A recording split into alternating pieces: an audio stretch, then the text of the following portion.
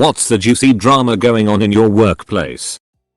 One of our full-time guys started dating a temporary seasonal worker on the low. Temp worker says she's moving away once her contract is up. He decides to tag along with her and puts in his 2 weeks. 2 weeks is up and the seasonal worker suddenly has a change of heart and applies for the full-time position that's now open and ends up getting hired on as a replacement for our full-time guy. Ha ha ha.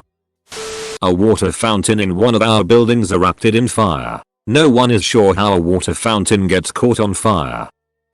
So we have bagel day every Friday. But there's been a lot of drama because one person doesn't bring butter. Another person wants an egg bagel but comes in later and there are no egg bagels left. Someone else gets them from the supermarket instead of a bagel shop. Now they are cancelling bagel day and everyone's pissed. These are mostly 50+ yo men.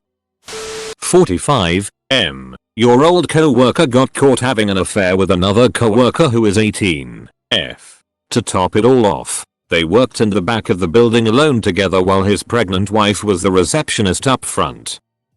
He just got a new supervisor from within the company and everyone who has worked under him in the past has nothing but war stories. So far he's been decent but he was being a big gas to us all one day, so one of our safety guys, who have the authority to write up anyone and everyone for safety violations, wrote him up for not wearing shaded safety glasses in a weld cell. Ballsy move by the safety guy, but he's basically irreplaceable to the company as he's the only one who knows how to operate and repair our aging weld robot systems. Our supervisor is making us compete against each other and she thinks we don't know.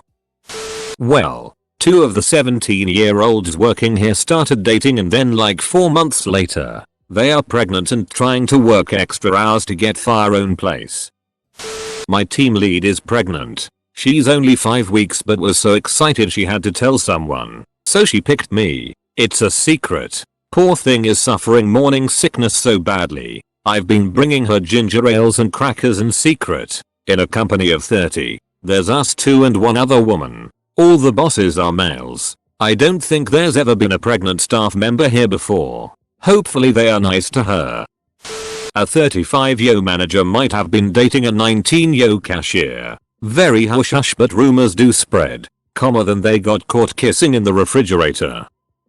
I work at a place that manufactures hose. Part of the process of making hose is inserting various types of nozzles into the end, then crimping it tightly to the hose so it does not come off. When we crimp a nozzle to a hose, it leaves a specific pattern that is unique to our crimper. We received a report that one of our customers' hose had failed at the nozzle. That's bad because when a high pressure hose fails, you want it to explode in the middle rather than at the nozzles. You want it that way because when those nozzles come off with several hundreds or even thousands of sea of water in them, they're like a deadly weapon. So we put someone to their location and ask them to show us the house that failed. After 30 seconds he says, "This isn't our hose. It's not the same crimp spec or pattern." And then he left. Turns out that company had actually tried to crimp the hose on their own, using the wrong spec, which is why it failed at the nozzle. They were going to use it to get free hose out of us. That same company has given us many problems before and we are considering dropping them as a client. A new scheduling system is going into effect, so suddenly full-time employees are going from 35 to 40 hours to less than 20 hours a week. This will mean they no longer get benefits. All of this in the name of putting customers first. Because the best way to take care of a customer's needs is to make sure no one is here to take care of the customer's needs. Our fan department is having a hard time figuring out beverage cost. Bar manager, calculated 23% for July, but corporate management has us at 27%. They reamed our asses. There were a lot of words said and threats made at our most recent department head meeting. The fan director and I started investigating. We met with the property's accountant and went through every invoice and sales report for the month meticulously, and it put us at 22.3% cost. At this point, either there are unreported costs, overstated revenue, loss, theft, or software malfunction. Unreported costs are unlikely, since costs are recorded in duplicate by me and the accountant. Overstated revenue is unlikely, since Micros, Opera, and M3 are all reporting consistent sales. Loss and theft have been ruled out. because a discrepancy this large would have made itself apparent when inventory was done at the end of every month. But corporate management refuses to believe that software malfunction could be giving them these numbers, saying, not verbatim, your costs are it. Fix it. Now everyone on the property thinks corporate has been lying to us, and that they fabricated this story in order to force us to be more profitable for them. Otherwise, why wouldn't they be willing to look at the software as a possibility? Especially since the fund director, bar manager, and accountant are asking them to double check their numbers. Oh, and one of the bartenders is ducking a waitress.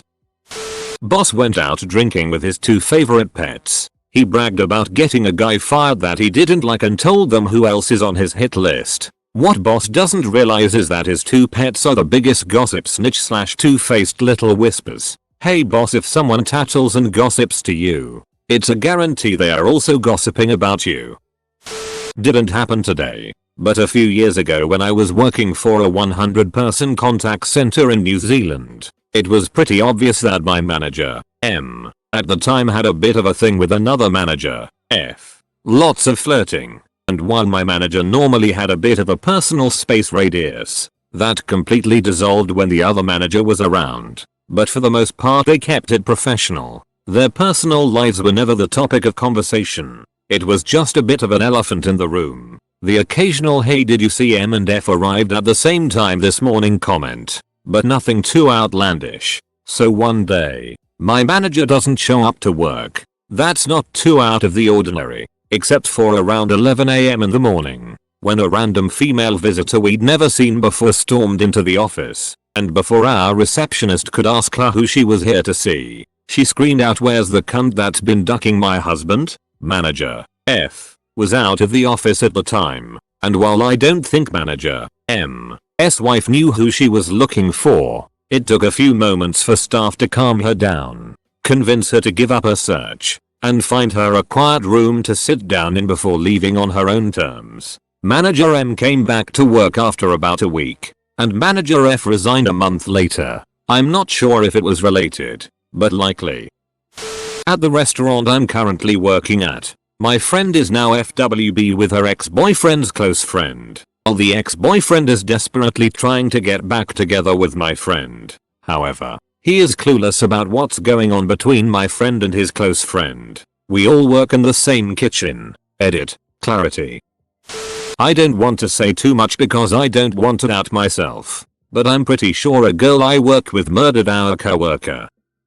Obligatory, not my current job but at my last job, which was a grocery store, one of our cashiers got pregnant. She was 17 at the time. Everything was well and good and we all supported her decision and let her know she'd still have a job when she got back from maternity leave. I didn't know who the father was and frankly, it was none of my business. I wasn't working when this happened but found out later. Well, one day she was shopping on her day off when she ran into the father of her kid with another girl. They were being cuddly and holding hands and did while they two were shopping. So, this poor very pregnant teen goes off on them. How could you? I kept the baby because of you. etc. They get in a huge fight and have to be escorted from the store by management. The store manager didn't recognize her because she wasn't in uniform, and he was an oblivious pose anyway. He tried to have her banned from the store. She ended up quitting because of it. Had her baby, and I think is doing okay despite the circumstances. Full stop. One of my workers faking a maternity leave for a husband and kids that she doesn't have. Let's just say I hate the phrase "that's not my job," and I am tired of having the same conversation with my boss about the person who keeps using this bullet phrase. Some day from the fishing department is taking a girl from Cash Lanes on a date. She's the boss's daughter. It's been quiet. Too quiet. Two girls are dating, which is usually NBD, but doubt one is 20 and the other is 14. Someone created an anonymous Gmail account and sent an email to all the offices in our region about illegal and unethical practices by a specific manager, but they never named who it was. The fallout from this is all our offices are being audited by the region manager, so we're running around making sure everything is up to date and in order. Two of my co-workers are named Ashley and they are both in relationships with other people but also not so secretly are hooking up. They are impossible to work with when they work together and we're all waiting for the other shoe to drop. Joey has been secretly taking Mountain Dews from the offices. Person A doesn't know that person B and C hate him. And person B doesn't know person C and A don't like him. It's like a love triangle, but with hate. Co-worker got her car repossessed. She had it for 6 months, almost tore the bumper off, and just beat the thing all to hell. She thought she could just make partial car payments. She didn't want to pay 100% of all of her bills because she'd have very little money left to do fun things, aka get really drunk. She has to come up $1,100 in 10 days to get it back and provide proof of insurance. Well, not only does she not have $1,100, she also does not have insurance. In order to get insurance, she needs a valid driver's license, which she also does not have. She thinks she can just let the car go without any consequences and the dealer will just sell it and recoup their losses. And this week she has bed bugs. She thinks she can just move downstairs because the bugs are upstairs. Construction site. Someone keeps clogging the portable urinals with tightly rolled toilet paper, and someone also keeps writing racist threats. Now they have a narc who goes in after people to check. They're hot on the trail. Oh Christ. 2 employees had a serious issue due to both being loudmouthed and polar religious opposites. One called corporate got people needlessly shifted around between locations. The guy who called corporate is now at my location, and he's a lazy pose. I've gotten 3 complaints about him from client company employees in the 1.5 weeks he's been here, and he already managed to wreck a company vehicle. Ex-employee keeps showing up wanting to visit people. He was removed from the premises last year under threat of trespassing charges. But our company has no official protocol for what to do if an ex-employee actually shows up. Official instructions are to let it happen and sweep it under the rug afterwards as long as it's on weekends. Oh, and our electrical room where everything is running 480 volt keeps threatening to flood whenever it rains. That's fun. It's my old workplace. But whatever lol, I, at least, know all of the workers involved. A 16-year-old kid did a hit and run then came to work like it was nothing. When the manager asked him why he was so fidgety, he calmly said, "Oh, I just hit a car then sped away here because I didn't know what to do." Manager was like, WTF. Go handle that right now. Assuming that the kid would go back to the accident. Well, it turns out the accident was an hour prior to his shift, which means the people involved in the accident were long gone. The kid went home and just did whatever he normally does instead. Baffled TF out of me. The cops later showed up to his house to arrest him because some pedestrians thankfully caught his license plate. Mommy bailed him out and couldn't believe that they would arrest her son. Have no idea what happened after that because he showed up to work a week later as if nothing happened. Not drama. Per se. Just not a great time ATM. I'm the 3rd man in a 3-man building company. 2 brothers and myself. I am the least proficient in my skills out of us. Recently, one of the brothers has gotten a DUI. His second. He'd been doing projects in his own neighborhood, seeing as his license is suspended. Meanwhile, myself and the other brother have been working toward finishing the main summer build outside of town, about an hour away from me. Now that we're pushing to finish out the contract, we need all hands on deck. Since I live closer to the brother with the DUI, I willingly volunteered to drive him for the last week of building. That means 45 minutes west to his house, 1.5 hours east, in major crosstown traffic, to the job site, 8 to 10 hours on site, and then back the same route. Very ducking, taxing. Meanwhile, since I don't know as much about every aspect of building as my boss, I constantly get slight scoffing and moments of being talked down to. That's a little bit beside the point, but makes it sting harder when I find out the next bit of info. Since our next project, that is way closer to my house, is being hung up with permits, we're going to be continuing to button up things for our current client. So once the brother with a DUI gets a leg monitor, there's a potential that he will want to keep going out to the site via my driving, which is not what I had agreed to and will not be supporting. I have a week of vacation to consider the way I will frame my future conversations and remind myself as to why I enjoy carpentry in the company I work with. That is all. I work with my wife in 2 separate departments. but I just started working here. Someone started up a rumor that the new guy is having an affair with a woman in marketing, but they are 100% talking about me and my wife who works in marketing. I just quit my job 2 weeks ago, hanging out at home all day. So, I cleaned the kitchen and took a shower. Is that dramatic enough? I work in the bakery at a grocery market and our manager started to hide the free cookies because co-workers from other departments were taking handfuls. They are supposed to be taking one at most because they're really for the little kids. It's like hide and seek back there. This guy from seafood found them the other day in a box of raisins. My manager has lost some brownie points. Co-worker believes they are the only one who does anything. My boss ties me up, spanks me, and ducks me on a near daily basis. Spoiler alert, my boss is also my husband. My workplace is currently engaged in a game of who's going to be the next to lose it at the last minute shopper. For context, they come in 5 minutes before closing and never take less than 20 minutes to do their shop, often more. This has been going on for multiple months. Despite subtle and not so subtle requests to come earlier or go to the shop around the corner please. We're all running out of patience. My co-worker just got fired for stalking another co-worker. He was also pretty bad at his job, so that was just the straw that broke the camel's back. Still a crazy situation. About 80% of my company's trained workforce is in the process of resigning over the lead supervisor being a pain in the ass. He plays favorite with one worker as well as possibility taking a large sum of money meant for bonuses for himself and generally not doing his job. We can't do a whole lot since he convinced the owner to resign for financial reasons. So most guys are just leaving.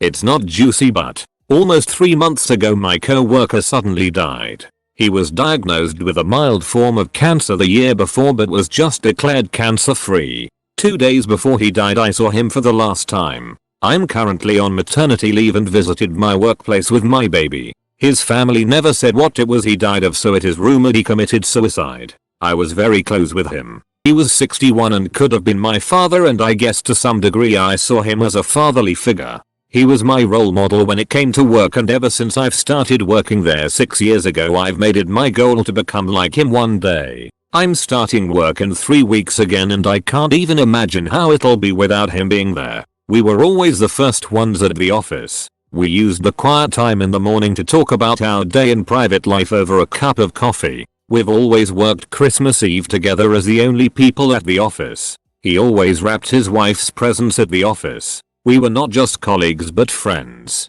I don't know if he really committed suicide or if he was lying about the cancer. It doesn't really matter to me. I just miss him horribly.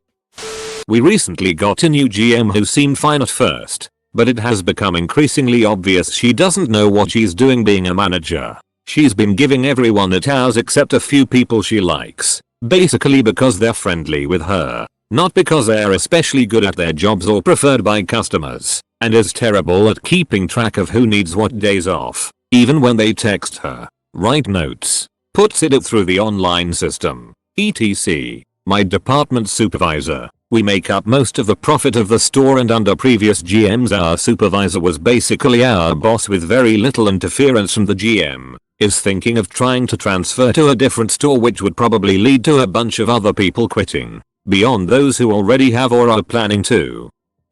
I'm still in training, and the other night, a person who was supposed to relieve me for my lunch break on my second day, these are 12-hour shifts mind you, on your feet, went on hers dart and just walked out. By the time anyone figured it out, I had been on the machine for over an hour beyond my scheduled break and was being relieved by the person who was supposed to relieve her. She apparently raised a big fuss about not getting paid for the full week, even though she walked out 4 hours into a 12-hour shift, and was on camera doing so for the last 2 weeks.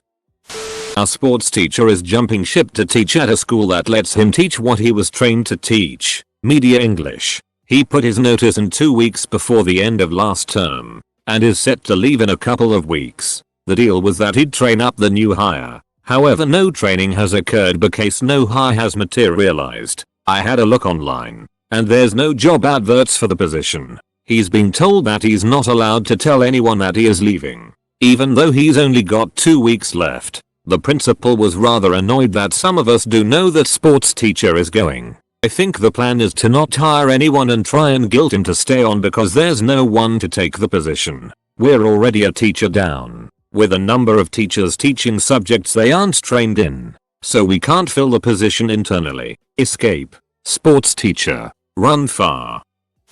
One of our managers killed himself last week. Everyone kinda hated him, but no one wanted him dead. It's been weird since it happened. This one Dumbasu started a fire. We even made a tune to make fun of him. Good times.